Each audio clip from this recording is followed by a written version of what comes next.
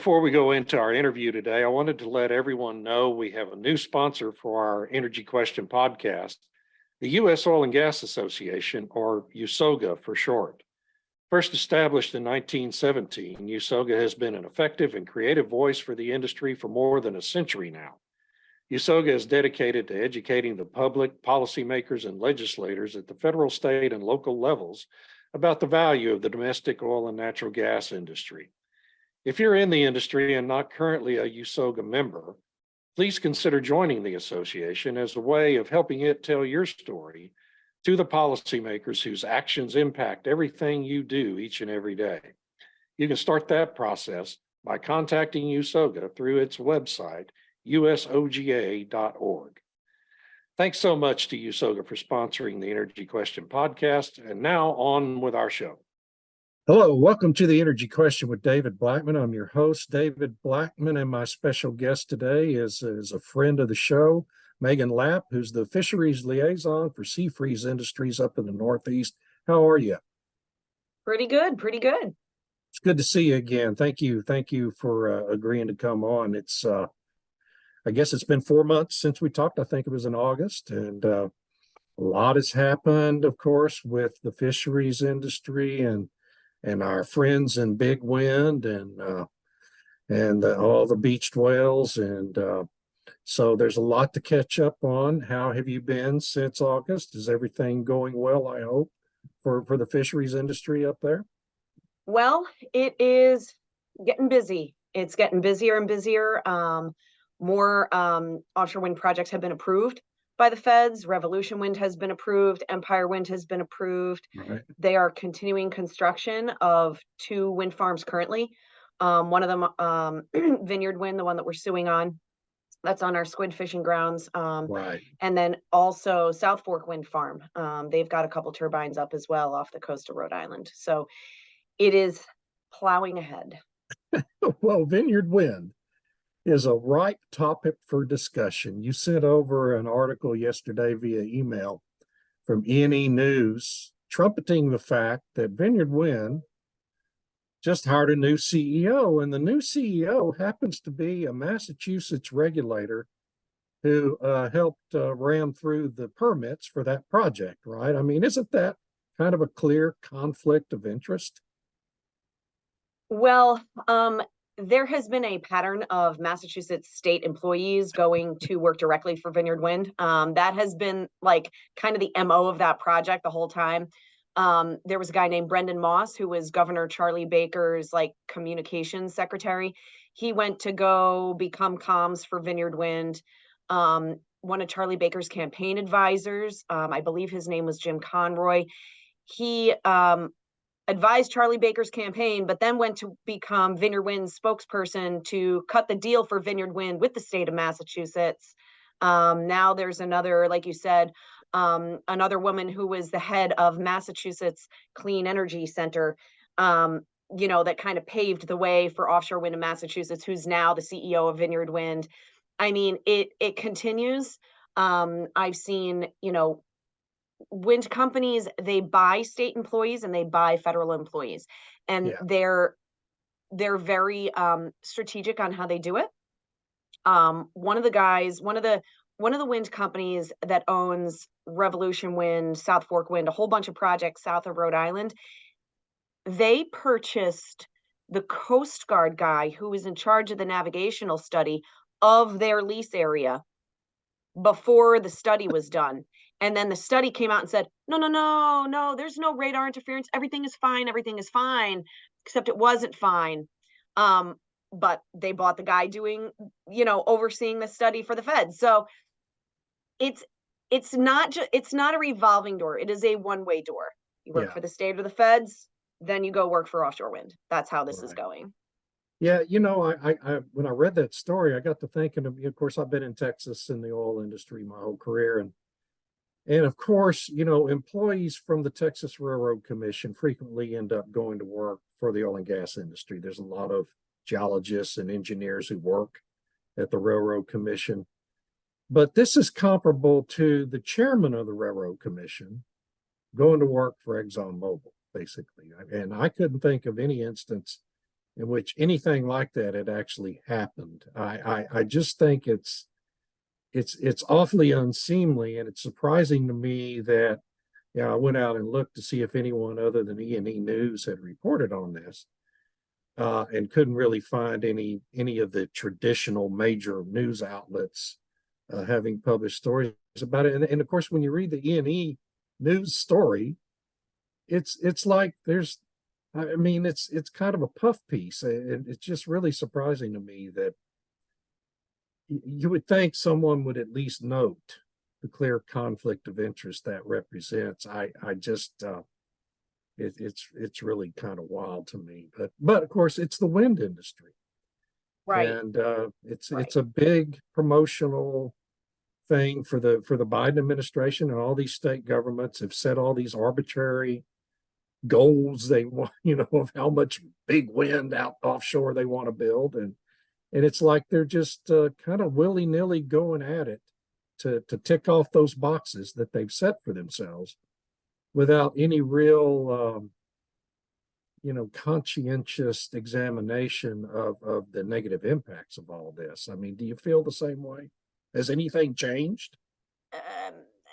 The only thing that's changed is that the process has been even more accelerated, and I will say, it like what I have learned throughout this process, David, is the very real difference on how oil and gas, the process is done for oil and gas versus offshore wind.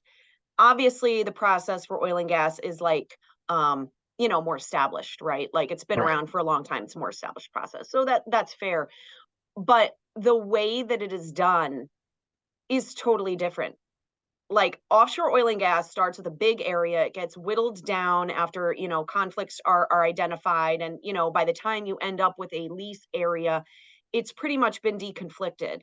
And then, then you kind of go through that process. And, the documentations for oil and gas, like the way that the government conducts their reviews, it says, well, we're trying to balance environmental protection with domestic energy production, and there's even language in the Outer Continental Shelf Lands Act that talks about balancing interests for oil and Sure. gas, Yeah. right? So Yeah. that's kind of how that process goes. Offshore wind is totally different. BOEM cited most of the leases without any prior anything. Like they just threw leases out there, right? Like they collaborated with the states. They were like, well, what are your energy goals? The states were like, well, this is our energy goals and this is what we want, put it here. And then they just cited all these leases. So you have conflicts, right? Like they created conflicts. And even when they were aware of conflicts or made aware of conflicts, they didn't care. They leased them anyway because they were beholden to the states. Yeah. The way that they conduct their review is, if you read their documents, they say, well, our purpose and need is to now fulfill Biden's executive order on tackling the climate crisis, to fulfill state legislative renewable power goals, and to fulfill the power purchase agreement that the state has already made with the developer prior to the review. So they limit all of their review or alternatives that they'll consider to basically full build out of the area because that's Yeah. what the developer needs. But what's interesting is that if you actually read the Outer Continental Shelf Lands Act with offshore wind as opposed to oil and gas, it's actually more restrictive. And it doesn't say balance these interests. It says the secretary shall ensure a list of things. So like Yes. with oil and gas, BOEM's got a lot more leeway, but their process also makes a lot more sense. With offshore wind, it makes absolutely no sense. And they're like just totally like in flagrant violation of the law. So you see, as you mentioned, it's the policy choice. This is what they want. It's it's full steam ahead, really, regardless of any impacts. Yeah. And one of the most impactful things I think that's impacted the whale population has been the seismic surveys that you have to do in order to understand the geology beneath the surface of the ocean. And I think it's a key point to point out that the Interior Department, BOEM, and all these regulators apply the precautionary principle that we discussed last time so rigorously where oil and gas is concerned and seismic surveys are concerned, that they haven't even allowed the oil and gas industry to update, to conduct seismic surveys, to update the potential for oil and gas inventory off the Atlantic coast for almost 40 years now. I mean, there's been repeated efforts in Congress to get DOI to allow that to happen, but they're so concerned about the impacts of seismic surveys when it's the oil and gas industry on the whale population and other marine mammals that they won't even allow that inventory to be updated. Yet when it's big wind, when it's the offshore wind industry, there doesn't seem to be any application of the precautionary principle at all that I can see. I assume nothing's changed since August related to that. No, it hasn't. And granted, oil and gas seismic is a lot more powerful than offshore wind seismic, but one of the things that I've been watching and reading is, for most environmental assessments, the government has to conduct a cumulative impacts assessment because, Yes. One action, if it's really in the context of a whole bunch of other actions, the impact is more, right? So they're supposed to do that with, when they review the construction plans, but the government does not conduct cumulative impact assessments when it comes to the surveys. And so there's been a lot of commenters who have said to NOAA, it's NOAA that issues those permits. And they've said, well, you guys need to do cumulative impact assessments. And NOAA says, no, we don't consider them related actions. We don't consider the different seismic surveys or the different constructions or whatever related actions. So we do it as a standalone assessment. But when you actually look at the charts that the Coast Guard puts out, there's like multiple seismic surveys happening in the same places at the same time. So it's like they're overlapping. Like that's not standalone. That is for sure cumulative. And that's a problem because, I said it before, unlike the Gulf of Mexico, where really there's like, one baleen whale and it kind of stays in its area off of like Florida. Yeah. The East Coast is a superhighway for multiple large baleen whale migrations that are like a lot, like there's like 5 of them that are endangered. Yeah. So it's not the same thing. And I'm like, and if you're going to have overlapping surveys in time and space that are seismic testing right where these whales are, that's like a problem. And somebody needs to look at it. And it's very interesting now is that NOAA has just come out with a study that its own scientists did. One of the critically endangered whales is the North Atlantic right whale, right? This is what, Right. I mean, we have vessel speed restrictions for these things. We're talking about a vessel speed restriction literally for the whole East Coast. For any boats 35 feet and over, you got to go 10 knots. That's what the government's looking at right now because they get hit, right, by ships and stuff. So Right. The seismic surveys deafen them. We already know this. The permits are out there. And that's what it says, temporary deafness for surveys and potentially, up to permanent deafness for construction. But that's okay. And then if they get hit by ships, well, they're hit by ships. It wasn't because they were deaf, but whatever. So what they have to do before construction is they have protected species observers on the windmill construction boats. They're supposed to look for whales, right? But obviously, like they're whales, right? Like they swim underwater. So Right. You're not going to see them all the time.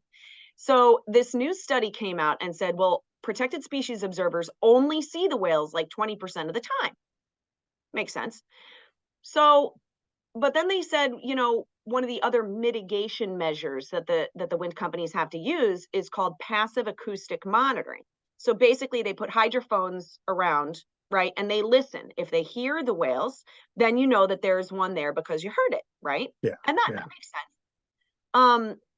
So if the protected species observers only see them 20% of the time, well, then that means that, listening for them is pretty important. So they only require currently that the wind developer listen for 1 hour prior to starting pile driving, okay, for the whales. But what they found is that North Atlantic right whales, remember, the critically endangered kind that we want to put speed restrictions for up and down the coast, that kind of whale, if you only listen for an hour, you have a 96% chance of not hearing them. So as you increase the number of hours, if you listen to them for 18 hours, you have a 74% chance of hearing one. in the area because they just are not, they're not as vocal as some Right. of the other. Right. So what they're recommending now, this is NOAA, is saying, well, prior to pile driving, you should have to listen for 24 hours because then you'll probably hear, like if there's one in the area, you will hear it. Yeah. So we'll see how that gets put into new permits because, Right. Yeah. Well, that would you make know, sense though, right? I it mean, would make yeah. sense if you're going to tell every Tom, Dick, and Harry that like they've got to go 10 miles an hour because maybe you might hit one. Well, then, if you know that what you're doing now has a 96% failure rate, Yeah. maybe you should change that. So we'll see what happens with that, especially on the political level, because that would slow down construction obviously considerably. But it's an Endangered Species Act protected animal. And Well, and very well, I'm sure from oil and gas, ESA trumps like everything. well, it should. I mean, Right. and it should. It Let's should. yeah, it's why the law exists. Right. And I've always, I've always been kind of a social outcast among my peers in the oil industry because I've always been an advocate for the ESA and the rational application of it according to the statute. And so, I mean, it should take precedent. Another thing you mentioned shipping traffic.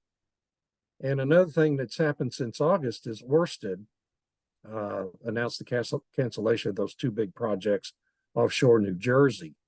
Have we seen a reduction in ship traffic as a result of those cancellations, or were they not in the process of developing yet? They were not in the process of developing it yet. They hadn't gone to construction yet. They are still actively surveying the export cable route for those projects, which is interesting. Yeah, I've heard, speculation that other projects may want to use that same cable route, so the surveys are continuing. So, we'll have to see what happens there.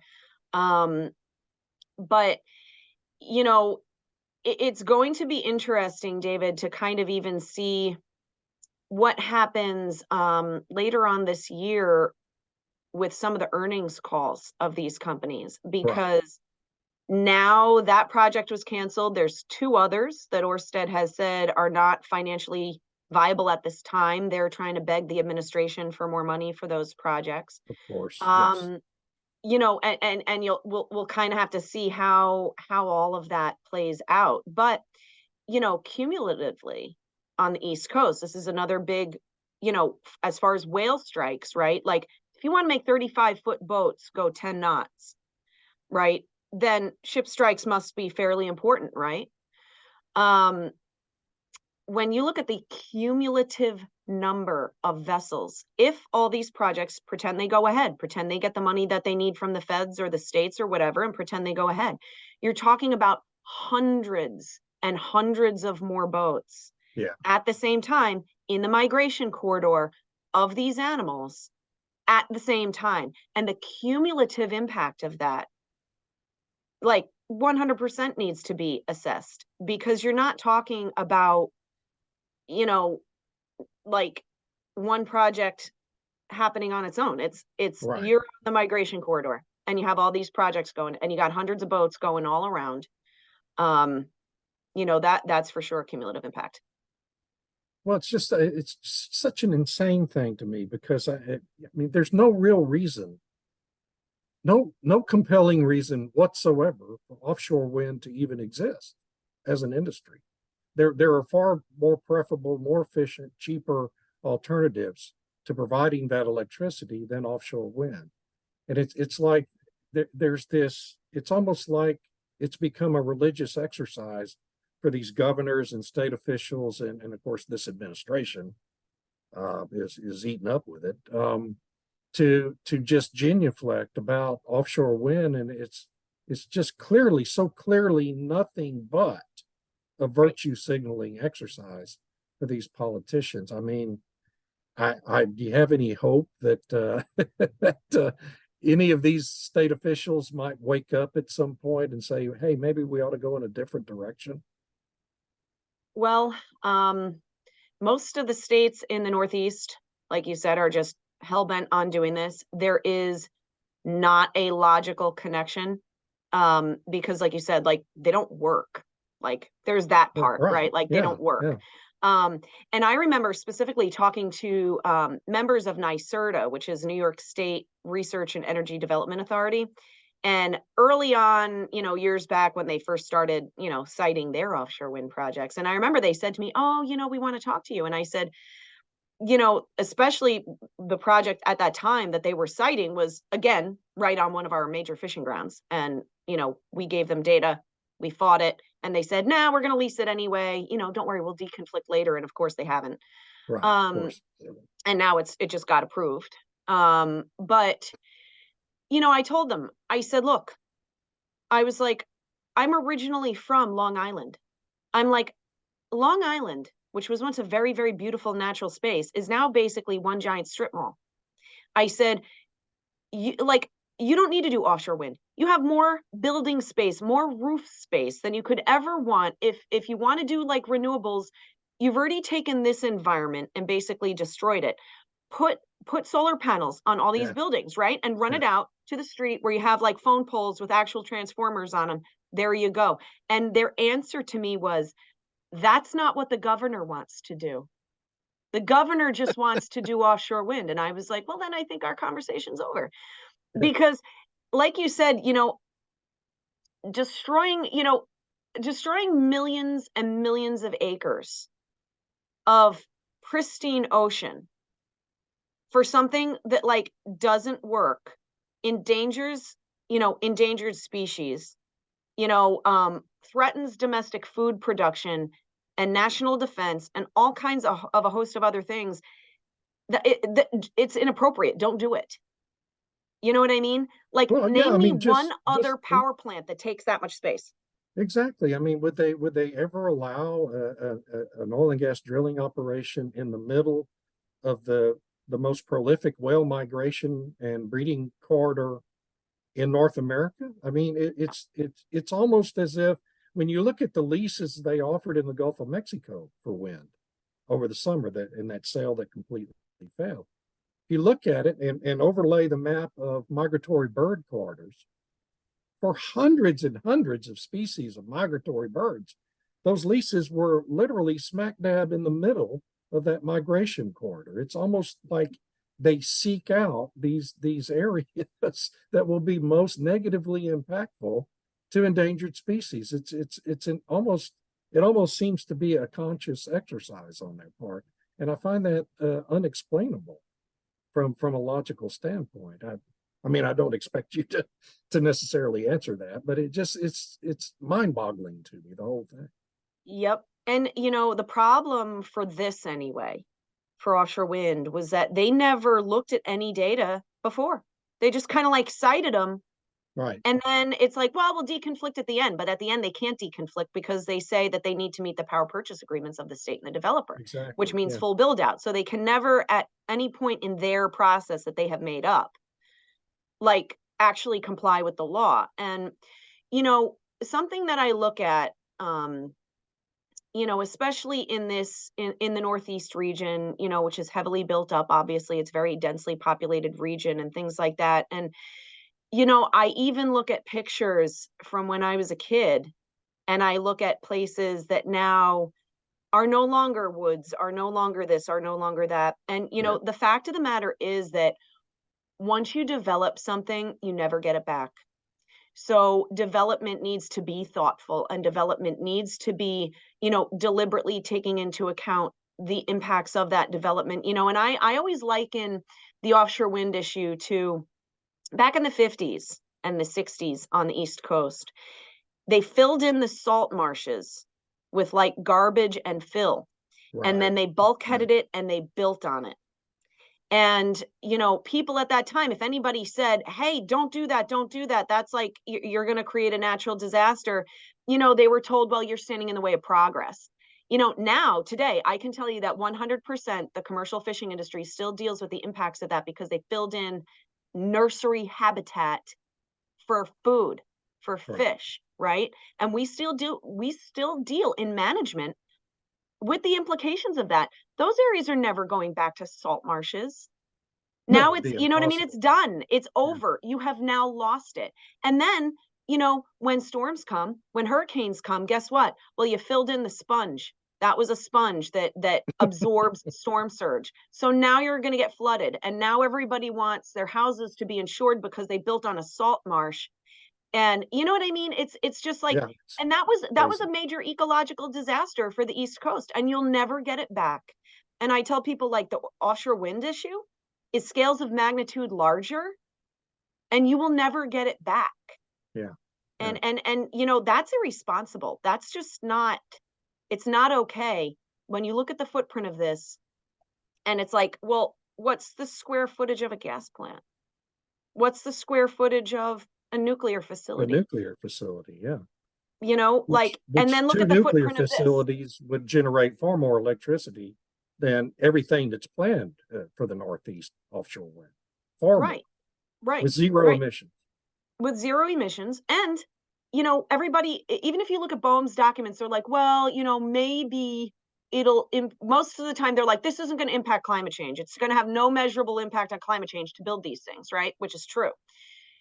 And then they'll say, but we maybe expect a reduction in greenhouse gas emissions when fossil fuel plants are retired. But I'm like, the wind only produces electricity about 40% of the time. So 60% of the time, you still have to have the fossil fuel plant. So you're not retiring them. Hello. Well, you have And to you have to replace keep them them with on new all the ones. time Yeah, because you don't know when the wind is going to die down or not. right. It's not predictable, you know? Oh, So that's right. You mentioned the lawsuit litigation against Vineyard Wind. Talk about that. Tell our viewers what that's about. What are the grounds? sure. So Vineyard Wind was sited on a major squid fishing ground. Yeah. And there's all kinds of ecological problems with that. We're not going to be able to operate our boats and gear in there. And like I said earlier, the law says they have to provide for safety, which they didn't, the protection of the environment, which they didn't, the prevention of interference with reasonable uses of the ocean, which is us, they didn't, and a host of other issues. It's cited on right whale area. There's, there's Endangered Species Act issues, Marine Mammal Protection Act issues, there's Clean Water Act issues, all kinds of things. Yeah. And the analysis, even in some of their analysis, they were like, yeah, well, the squid fishery won't be able to operate in there. And the impacts of fishing are major. The impacts to navigation are major. Whoopsie, we're going to go ahead and do it anyway, right? So we actually have partnered with the Texas Public Policy Foundation, who's taking our case for free. Because again, we're the fishing industry, we're small businesses. We don't have that type of, you know, we don't have pockets that deep to go all the way to the Right. Supreme Court, which is where this is going to go. Yeah. Because it's never been litigated before. It's a new use. It's never, the law's never been litigated. So anyways, we're suing on that. We had our In hearing federal district court. federal Okay. district in Massachusetts. Originally we had filed in the DC district, and the government moved us up to the first district in Boston. So we've been up there. We lost our motion for summary judgment. Um, you know, I won't comment on all the details, but let's just say I think we have a lot of grounds to appeal that Sure decision. sounds like it. Yeah. And we are in the process of appealing. So Well, TPPF is a great group to be partnered with on this. They do fantastic work. they really do. They really do. They've been absolutely fantastic to work with. And if anybody Googles, if you go on YouTube and you look up a heavy wind trailer or the heavy wind video that they did, they came up to New England and they, there's us on the lawsuit, Seafreeze. There are some commercial fishermen who get a tremendous amount of their income from that area.